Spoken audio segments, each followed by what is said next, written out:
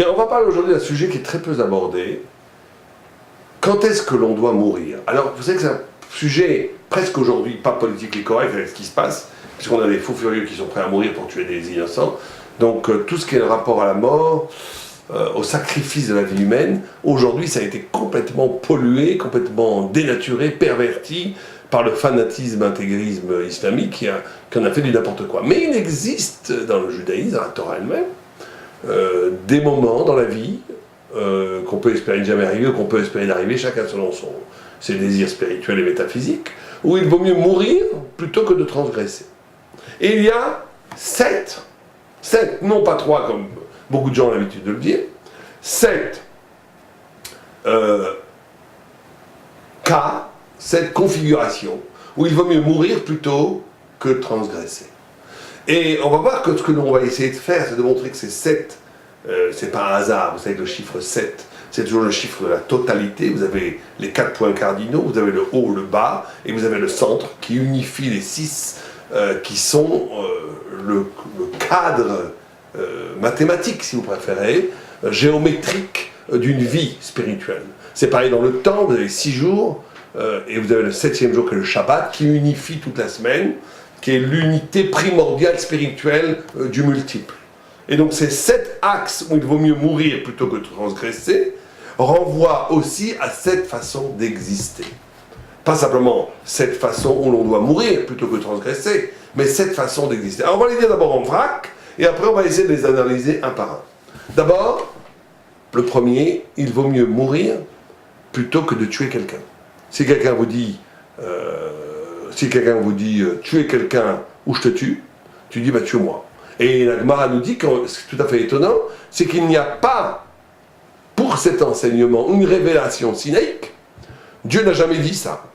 N'a jamais dit ne tue pas, vaut mieux que tu meurs plutôt que de tuer quelqu'un. Et la Gemara dit alors mais d'où le sait-on si Dieu l'a pas dit? La Gemara dit c'est une idée essentielle qui doit venir de la responsabilité même de l'homme. C'est une vérité qui doit apparaître par le bas, toute simple, qui te dit que ton sang est plus rouge que le sang de ton prochain. Et donc, on verra, là on pose l'équivalence absolue entre les vies humaines, au point où on dit qu'il vaut mieux mourir plutôt que de tuer quelqu'un d'autre. On verra. Deuxième élément, il vaut mieux mourir plutôt que de faire de l'idolâtrie. Si quelqu'un te dit « agenouille-toi devant une idole » ou bien « je te tue », tu dis « vaut mieux tue-moi, je ne m'agenouillerai pas devant une idole ». Tout le monde comprend que pour tous les autres mitzvot, averot, si quelqu'un nous dit « mange du cochon, je te tue », bah tu manges le cochon, parce qu'il y a un passouk qui dit « vechai bahem ». Tu vivras par la Torah. La Torah est là pour faire vivre et pas pour faire mourir.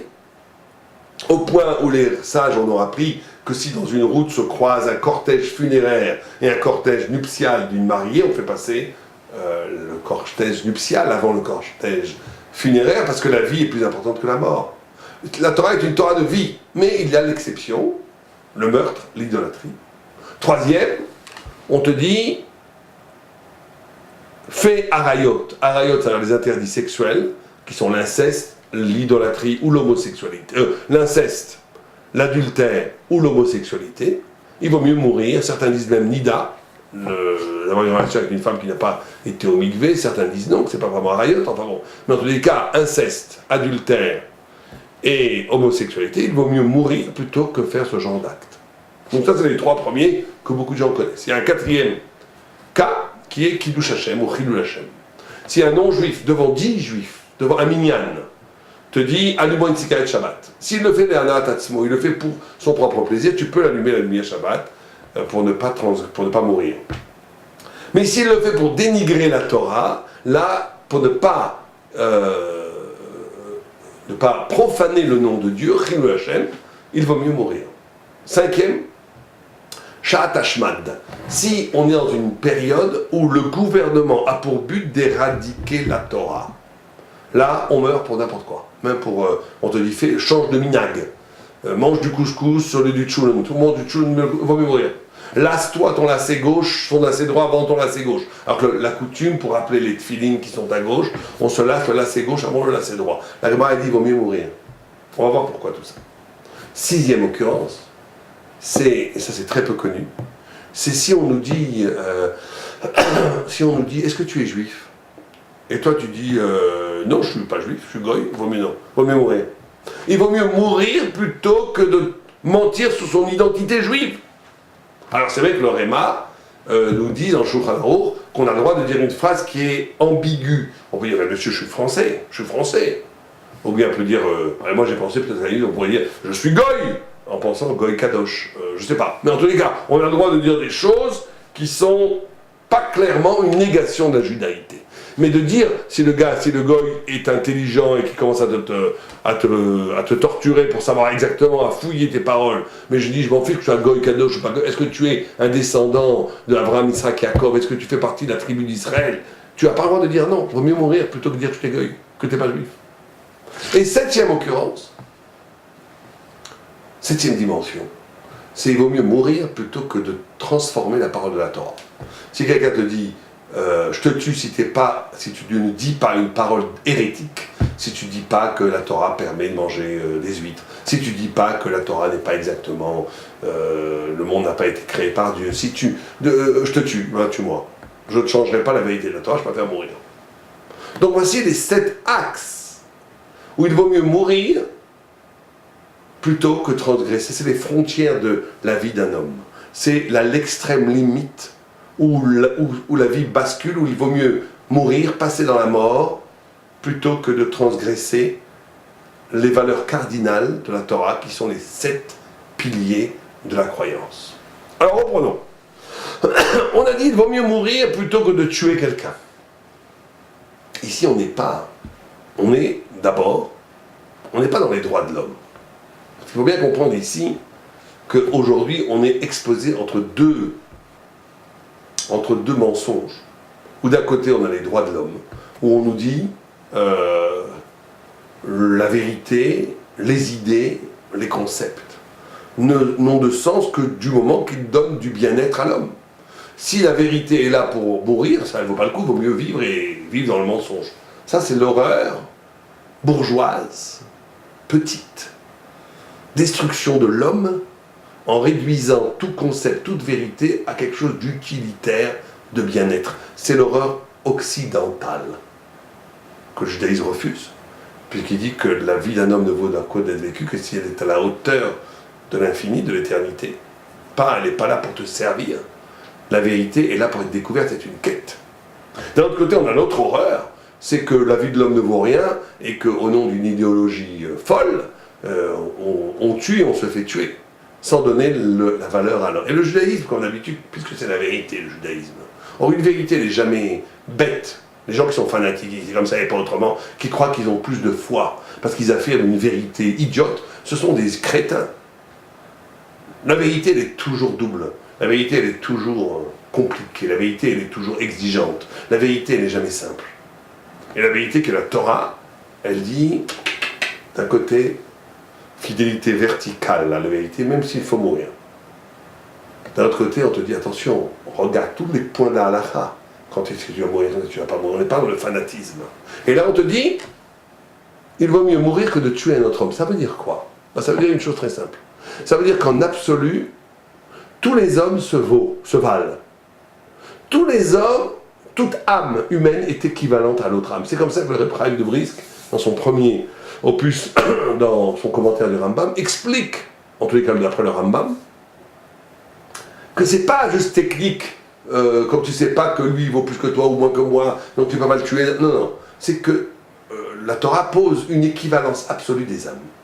Il y avait une histoire après Auschwitz où il y avait un médecin qui n'avait pas assez de médicaments pour tous les patients. Il a demandé à un très grand rabbin, est-ce que je dois favoriser les gens qui sont plus religieux, moins religieux? Est-ce que je dois favoriser les rabbins ou les... Il a dit non. Le grand rabbin a dit, chaque juif, chaque être humain qui vient devant toi, tu le soignes. Tu ne fais pas des calculs, il faut le soigner lui et pas soigner lui. Ça n'existe pas. Pourquoi? Parce qu'il y a une équivalence absolue des âmes. Et cette équivalence absolue des âmes pose le fait, et ça il faut bien comprendre, toutes les bonnes âmes, tous les gauchistes, tous les humanistes qui sont en même temps athées, ils ne sont pas très logiques. Parce que si on est dans un monde athée et un monde matérialiste, on peut imaginer qu'il y a des niveaux, il y a des degrés de valeur chez les hommes. Un animal vaut moins qu'un homme. Peut-être qu'un homme plus animalisé vaut moins qu'un homme plus idéalisé, allez savoir. C'est parce que chaque personne est détenteur de l'étincelle divine.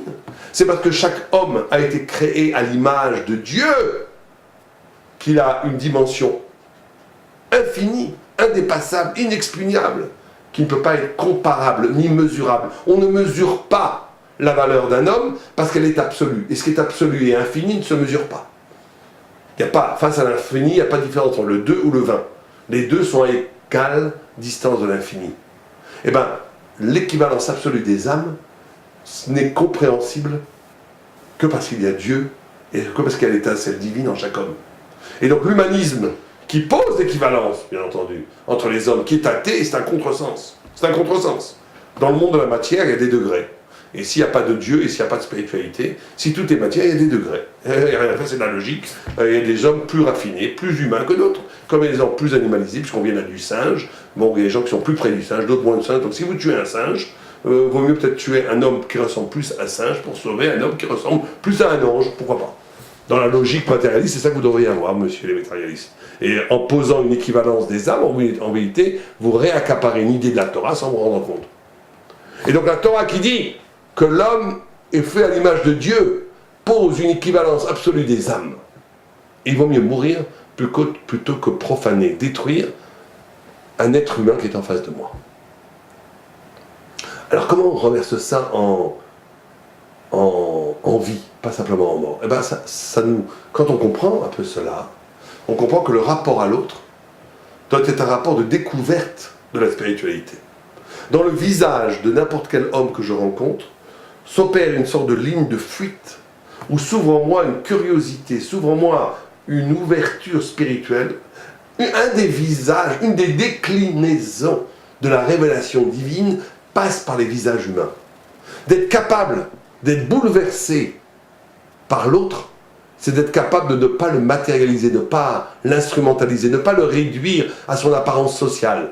Voir dans chaque visage, dans chaque regard, quelque chose qui vaut absolument, qui est absolument unique, qui vaut absolument, qui est aussi intéressant que le plus intéressant des hommes ou des femmes. Il y a, dans le rapport à l'autre, cette notion qu'on est obligé de mourir plutôt que de tuer quelqu'un, est aussi un apprentissage existentiel et nous ouvre à une façon d'exister et de vivre où chaque rencontre, où chaque rapport, où chaque dialogue à l'autre m'ouvre à une ouverture infinie, à une curiosité infinie, à une déclinaison de la révélation divine qui est absolument unique, qui est absolument spécifique, qui est absolument connectée à cette âme et cette irréductibilité de l'individu comme un des miroirs de la divinité sur terre est censé, si on s'en rend compte, bouleverser tous les rapports humains. Est censé, bien entendu, après ce n'est plus de la morale, le respect qu'on a par rapport à l'autre, l'écoute qu'on a par rapport à l'autre, le dialogue, l'échange qu'on a par rapport à l'autre. C'est pas juste un respect, une politesse sociale, c'est une quête métaphysique, spirituelle et intellectuelle. Et ça bouleverse complètement la vie. Les grands tzadikim, quand ils voient quelqu'un, ils sont intéressés par lui, parce qu'ils savent qu'il est une des lettres de la Torah vivante qui est écrite au cœur même du peuple d'Israël. Chaque être humain, chaque juif, est la lettre d'un discours divin. Il est intéressé à écouter cette lettre, ce reflet de Dieu qui est dans le visage de l'autre. Ça, c'est la première façon d'exister. Deuxième, on a dit, idolâtrie. Alors là, bien sûr, on rentre dans cette idée, il vaut mieux mourir plutôt que faire de l'idolâtrie. On rentre ici dans une idée très importante, qui est l'idée du rapport à la vérité. On en a un peu parlé au début, le rapport à la vérité. La vérité est plutôt le rapport de la vérité dans son rapport à Dieu. L'idolâtrie étant une trahison. Donc on est dans le rapport de la vérité, et aussi par rapport à la notion de trahison. Un homme ne vit une vie qui vaut le coup de vivre que s'il est fidèle, que s'il est capable de mourir pour ne pas trahir. Mourir pour ne pas trahir, ça veut dire que je pose ma dignité humaine, je pose le sens de mon existence, lié à quelque chose qui est infiniment plus grand que moi. Ça veut dire que, et là on rentre vraiment dans le débat entre le modernisme et le judaïsme. Le modernisme pose comme finalité le bien-être bourgeois. Donc jamais on va mourir pour quelque chose, et on ne comprend même pas pourquoi on mourrait pour quelque chose. Puisque l'idée est là pour me servir. l'injonction de plutôt mourir plutôt que de trahir Dieu et de trahir la vérité, nous enseigne une dimension d'existence où ma vie est relative. Ce qui est absolu, c'est la vérité. Ce qui est absolu, c'est Dieu. Ce qui est absolu, c'est l'éclat divin de l'éternelle vérité. Et donc, ma vie à moi devient, et c'est ça qui est extraordinaire, c'est parce que ma vie devient relative, face à un absolu conceptuel, spirituel et métaphysique, que ma vie devient intéressante. Parce que cette vie relative qui est connectée à une vérité infinie, peut être infiniment alimentée d'épopées, d'expériences, d'ouverture, de connaissances, qui dépassent largement la pauvreté de mon corps et de mon esprit. Alors que quelqu'un dont le socle absolu c'est lui, et après pourquoi pas on peut rajouter de la culture, des idées, d'idéologie, pourquoi pas, toujours intéressant d'aller au théâtre et s'instruire. À la fin c'est misérable, la chair est triste. À la fin il reste que toi, et toi t'es pas intéressant. L'homme en lui-même il n'est pas intéressant. Il est intéressant que quand il est concerné par quelque chose qui excède les limites de son être. Et moi je donnerais comme définition essentielle de l'homme, non pas comme Aristote et d'autres qui disent l'homme qui parle, un animal doué de la parole, etc. L'homme est homme, Adam. En hébreu ça veut dire, c'est l'anagramme, c'est le même lettre que Méhod, le plus, l'excès. L'homme est celui qui est capable d'être excité, on dit les choses bêtement, mais bon, d'être concerné par quelque chose qui excède largement les limites de son existence. Pauvre et malheureux et triste est l'homme qui n'est plus intéressé par quoi que ce soit d'autre que son plaisir et que son bien-être. La fermeture bourgeoise, où l'homme, sa vie à lui, c'est manger, dormir, jouir, gagner un peu d'argent et aller dormir, c'est plus un homme. Pour le génie, c'est pratiquement plus un homme. Un homme est celui qui est concerné, excité par une dimension de vérité, de beauté, de poésie, d'accès à l'éclat de la vérité, de l'éternité, de l'infini, et que c'est ça qui m'excite. C'est de comprendre des choses, Alors on va me dire, mais quel rapport? Quand on étudie la Gemara, on étudie des choses qui n'ont aucun rapport avec moi, mais absolument aucun rapport. On peut étudier les lois du temple, on peut étudier les lois d'un taureau qui encarne une vache, qu'il faut payer. Une fois, j'avais donné un cours à quelqu'un qui venait, que j'essayais de rapprocher de la Torah, et j'ai réussi à le faire rentrer dans les raisonnements de la Gemara sur le taureau qui encorne la vache et la vache qui encorne le taureau. Tout d'un coup, il s'est énervé, il m'a dit, mais je suis pas un fermier, moi, il est parti. En plein milieu de discussion. On commence au gars, parce que lui, il ne voulait pas être entraîné dans le torrent magnifique de joie de l'étude. Mais c'est vrai qu'à un moment donné, je dis, mais quel rapport avec moi? Mais si, rapport avec toi, c'est que tout ce qui a trait à la vérité, à la splendeur du sens, doit exciter l'homme. Parce que l'homme est celui qui est concerné par celui qui l'excède. C'est ça la définition de l'homme. Être concerné par quelque chose qui t'excède. Adam, c'est Méhod. Si tu n'es pas concerné par quelque chose qui t'excède, tu n'es plus un homme. Au point où il faut être prêt à mourir. Il faut être prêt à mourir plus que de trahir cette dimension dans l'homme. Parce que si je ne suis pas prêt à mourir, c'est que moi qui suis important. À un moment donné, si on trahit la vérité en son essence, c'est-à-dire Dieu, l'idolâtrie va mieux mourir. Troisième injonction, voilà, c'est très difficile à comprendre, surtout pour les Français. Il vaut mieux mourir plutôt que de faire la dolce vita. C'est-à-dire avoir une relation sexuelle avec une femme mariée, l'homosexualité, l'inceste. Certains disent même la femme qui n'a pas au mikvé, nida. Il vaut mieux mourir. Pour ça, ils vous disent les gens, trahir Dieu, d'accord, je comprends, moi, jamais Dieu préserve sur l'idolâtrie. Tuer un bébé, je suis prêt à mourir plutôt que tuer un bébé. Mais bon, une jolie femme avec qui on s'entend bien, son mari c'est un triple idiot, je la rends heureuse, elle me rend heureux, pourquoi pas? Pourtant, c'est la même équivalence de gravité que le meurtre. La Gemara même fait un ékesh, un lien entre le meurtre et l'idolâtrie. Entre le meurtre, et l'adultère. Pareil pour l'homosexualité, pareil pour les incestes. Alors vous allez dire, mais qu'est-ce que c'est important? Pourquoi c'est une limite de la vie, il vaut mieux mourir plutôt que faire ça? L'idée on comprend le meurtre, on comprend les autres, mais là, pourquoi c'est tellement important? Pourquoi la Torah met tellement l'accent sur l'interdit du znout, du rapport? Pourquoi c'est tellement important? Alors là, ici, on rentre dans un des secrets de la Torah. C'est que le rapport à la femme, le rapport, même, il faut dire des choses très sur la sexualité, ce n'est pas la jouissance du rapport, est un projet spirituel. l'homme a une semence et la femme a aussi une semence, sont là pour rencontrer l'âme sœur, pour créer une suite dans le peuple d'Israël. C'est ça qui est en jeu. C'est le peuple d'Israël qui est en jeu. Ça veut dire que dans le rapport amoureux, on va dire ça les choses, le rapport amoureux, le rapport de passion physique même, ce qui est en jeu, c'est pas simplement la morale de ne pas trahir le mari, etc. Non, c'est pas ça. Au point où, je ne vais pas rentrer dans les détails, mais qu'une femme qui trahirait son mari avec un gorille, bon disons, eh ben, elle ne serait pas il n'y a pas d'obligation de mourir. Il n'y a pas d'obligation de mourir. Donc c'est bien plus horrible d'avoir une relation avec un gorille ou une gorillette ou une guenon qu'avec un homme. Donc on n'est pas ici au niveau du mode de l'horreur, du morbide, de l'affreux. On est ici dans le rapport. On est ici dans un rapport beaucoup plus profond. C'est que l'homme et sa semence s'inscrit dans le projet de la grande lignée de la pureté de construire le peuple juif.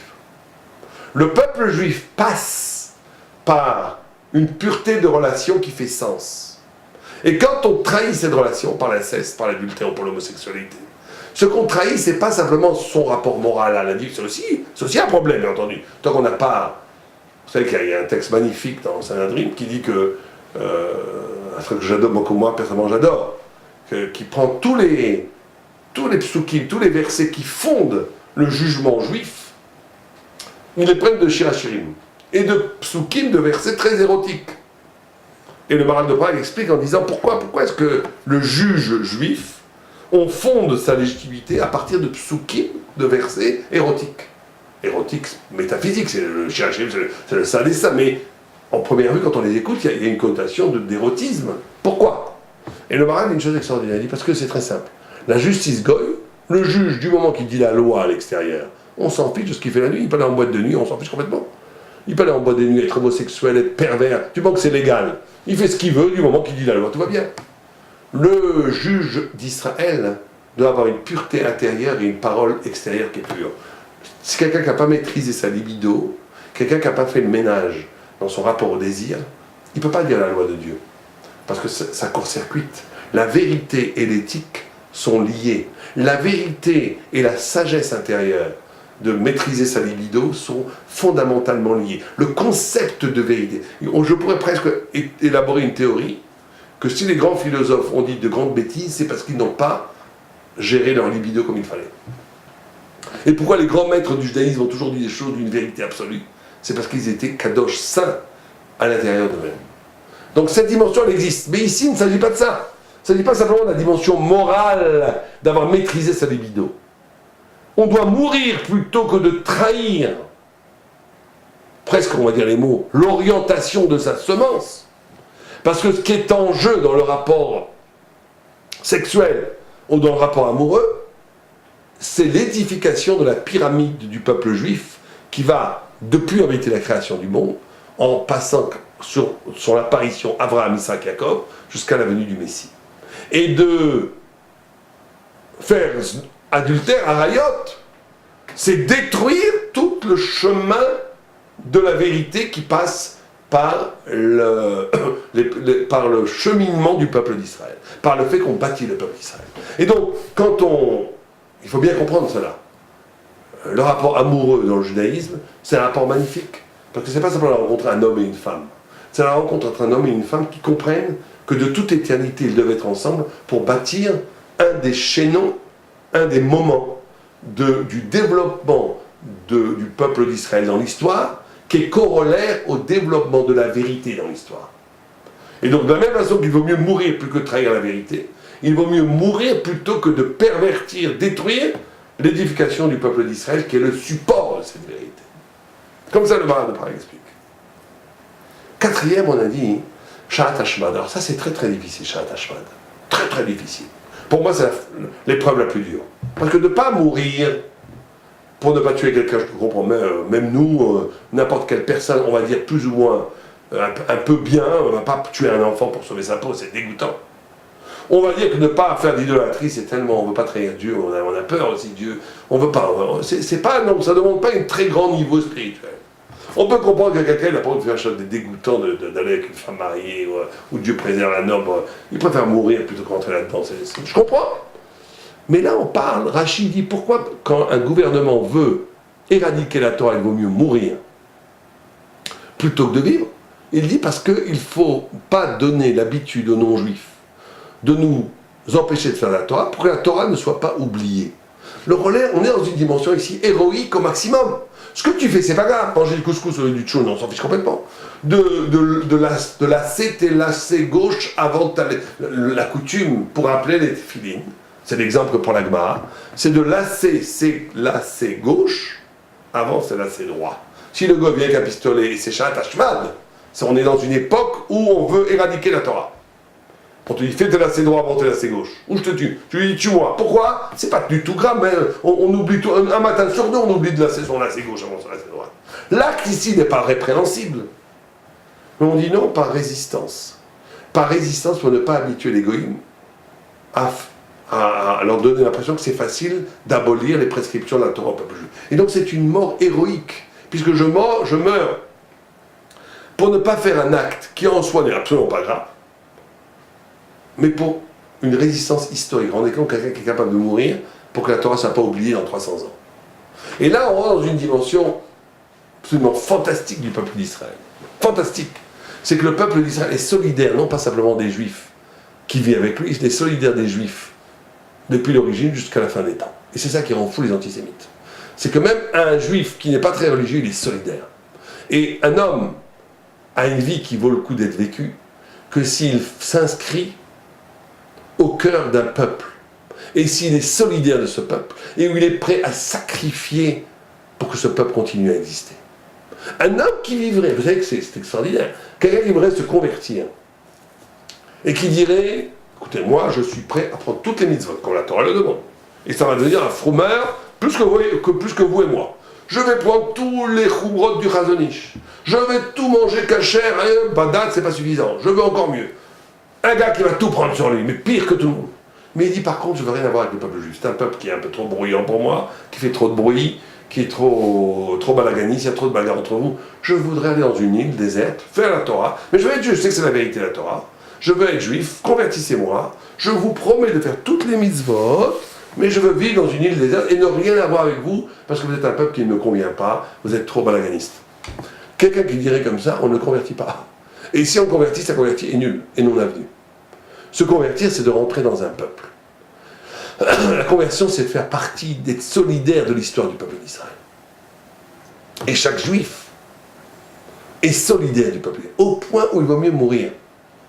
Il vaut mieux mourir, en tous les cas, on nous demande de mourir. On nous demande de préserver le peuple juif au travers de l'histoire. On sait que ça va être une grande bataille de préserver le peuple juif à travers l'histoire. On dit fait cet effort même jusqu'à la mort. Et ça, c'est une dimension héroïque du peuple juif. Un juif doit être aussi héroïque. Héroïque, ça veut dire que c'est un chevalier. C'est un chevalier, le peuple, il faut redonner un caractère chevaleresque à la Torah. Le peuple juif a trop souvent sombré dans le ghetto, la peur. Non. Le peuple juif, c'est les soldats aussi de David. Le peuple juif, c'est les plus farouches guerriers qu'il y avait jamais eu. Les Romains ont envoyé des divisions en Israël pour la guerre de Judée, en nombre infiniment supérieur à toutes les autres conquêtes qu'ils ont faites. Ils n'ont jamais trouvé de résistant plus fort que le soldat hébreu. Le peuple juif, le juif est aussi un grand guerrier. Pas parce que c'est un guerrier barbare, c'est parce qu'il a une fidélité à son peuple, une fidélité à Dieu qui excède toute forme de fidélité. Et donc un homme doit avoir une vie où il a cette dimension chevaleresque. Il est au service de la vérité, au service de son peuple, il est fidèle à Dieu, à la terre d'Israël et au peuple d'Israël. Et cette dimension-là lui donne une dimension de noblesse, d'élégance, de grandeur. Et un homme ne vit une vie qui vaut le coup d'être vécue que si aussi il a cette notion de noblesse. Alors après on a le cinquième, qui est le Chilul Hashem, ça on l'a déjà dit, on ne va pas l'expliquer, c'est très simple, ça renvoie à l'idolâtrie. Il vaut mieux mourir plutôt que de profaner le nom de Dieu, c'est la fidélité à cette vérité dont on a parlé. Et il y a les deux derniers. Alors là c'est bizarre, on te dit il vaut mieux mourir plutôt que dire que tu n'es pas juif. Ça c'est aussi incompréhensible. Qu'est-ce qu'on s'en fiche? Dis au gars, je ne suis pas juif, puis je pas la paix. Tu n'es pas obligé de lui dire que tu es juif. Non, tu n'es pas obligé. Mais si te demande est-ce que tu es juif, il vaut mieux mourir plutôt que de mentir sur son identité. Alors là, on arrive à une notion très très importante, qui est l'identité justement. L'identité, la fidélité à ce qu'on est. La fidélité à ce qu'on est, elle est fondamentale. Alors pourquoi est-ce que ça va jusqu'à la mort? Ça va jusqu'à la mort parce qu'il y a une notion de... Il y a une notion que la vérité dans le peuple d'Israël, et c'est ça peut-être aussi un des secrets les plus extraordinaires de la Torah, c'est que la vérité dans le peuple d'Israël, c'est pas que des concepts. La vérité, elle est vécue dans la chair même du peuple d'Israël. Le peuple d'Israël, la judéité, le fait que je sois juif, c'est une vérité incarnée. C'est le fait que la lumière divine s'incarne dans un humain. C'est pas un hasard si certains s'inspirant du judaïsme ont confondu un homme et Dieu. C'est pas un hasard. C'est qu'à un moment donné, c'est ça l'essence du judaïsme. L'essence du judaïsme, c'est la capacité d'incarner une divinité, une vérité divine, presque dans l'identité, pas simplement dans la façon d'agir, de parler, de penser, mais d'être le reflet de Dieu sur terre. D'être le reflet de Dieu sur terre. Et de nier sa judaïté, c'est de nier Dieu. Quelqu'un qui a honte de son judaïsme, quelqu'un qui a honte de sa judaïté, je ne veux même pas dire les mots, c'est qu'il a honte, c'est qu'il nie Dieu. C'est une sorte d'idolâtrie. C'est une négation de la divinité. Et là, quand on reverse ça en vie, ça donne un caractère formidable d'être juif. Il y avait quelqu'un qui disait pourtant qu'il n'était pas religieux, mais justement, ça qui est intéressant, on voit que ça reste même chez les non-religieux. On lui a demandé une fois dans une émission célèbre à apostrophe. Bon, il s'agit d'Albert Cohen, un grand écrivain, mais qui n'était absolument pas religieux, et dans une émission qui s'appelle Bernard Pivot, un journaliste, je lui demande c'est quoi pour vous d'être juif? Et il lui a répondu dans son histoire. Il a peut-être son Olam Haba pour ce Kiddush Hashem qu'il a fait. Il a répondu pour moi, c'est une sublimité. C'est une sublimité, avec un pétillement dans les yeux, une merveille. Ça veut dire qu'il y a cette notion-là, que même quelqu'un qui est devenu frère complètement, il était marié à une Goya, je crois, Albert Cohen, une catastrophe. Mais il a cette notion, être juif, c'est l'identité juive, c'est l'identité de la sublimité. Être le miroir de Dieu sur terre. Or ça se négocie pas. Ça ne peut pas se nier. Ça, c'est quelque chose qu'on a reçu. C'est un héritage qu'on a reçu, qu'on ne peut jamais trahir. Ça, il vaut mieux mourir que de trahir cela. Alors, des gens qui ont honte d'être juifs, qui se cachent d'être juifs parce qu'ils veulent ressembler au Goïm, c'est comme je disais une fois à quelqu'un, ce sont des vers de terre qui se moquent des étoiles. Être juif, c'est l'étoile, c'est magnifique. Comment est-ce qu'on peut avoir honte d'être juif? C'est une aberration. Il vaut mieux mourir que de cacher sa judaïté.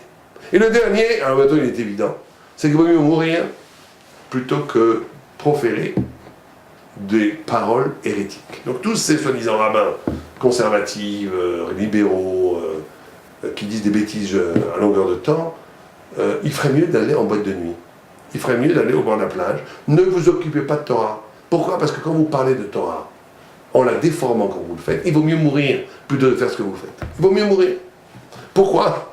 Parce que, là encore, cette vérité qui est un héritage fantastique de la Torah, c'est quelque chose qui est sacré. Alors bien sûr, ça ne veut pas dire qu'on ne peut pas l'interroger, qu'on ne peut pas questionner, qu'on ne peut pas chaque instant passer la Torah par le feu du questionnement, c'est très bien. Mais cette notion qu'à un moment donné, on ne trahit pas, on ne profane pas, on ne détruit pas, on ne réduit pas la transcendance, l'absolu à mon désir. Parce que tous ces gens-là qui déforment la vérité, d'où ils viennent? D'où vient cette forme de déformation? Ils viennent que d'une chose, une volonté intime de correspondre d'un point de vue culturel, sociologique et politique des fois, au milieu culturel ambiant. Ils veulent montrer que la Torah est libérale, que la Torah est humaniste, que la Torah elle aime les femmes, que la Torah donne l'égalité des droits. Tout ce qui est pensée dominante, on le projette dans la Torah, c'est tout. C'est ça la foi. C'est pas qu'ils veulent déformer la Torah. Ils ont peut-être une excuse. Ils veulent s'inscrire dans le politique correct du moment. Et pour cela, ils sont prêts à déformer la parole de Dieu, en se croyant plus intelligents que les rabbinim. Vous vous rendez compte? On en est. Ça mérite de mourir, plutôt que de le faire. Non pas que Dieu préserve, on a le droit de les tuer, on ne tue personne, on n'est pas violent. Mais la personne en soi, elle devrait dire je préfère mourir que tomber dans ce piège. Pourquoi? Parce que la vérité, elle est transcendante. Et une vérité transcendante, elle excède largement la contingence historique. Une idée, elle ne change pas, elle ne bouge pas. Parce qu'aujourd'hui, c'est politiquement correct de dire ça, demain ça. Une vérité, elle est éternelle, elle est par définition éternelle. Et donc, on est ici dans un rapport de fidélité à la vérité, où la vérité et la vie font un, au point où, bien entendu, je préfère mourir plutôt que de trahir cet héritage de la vérité infinie, éternelle, que Dieu m'a donné. Allez, va, allez, nous.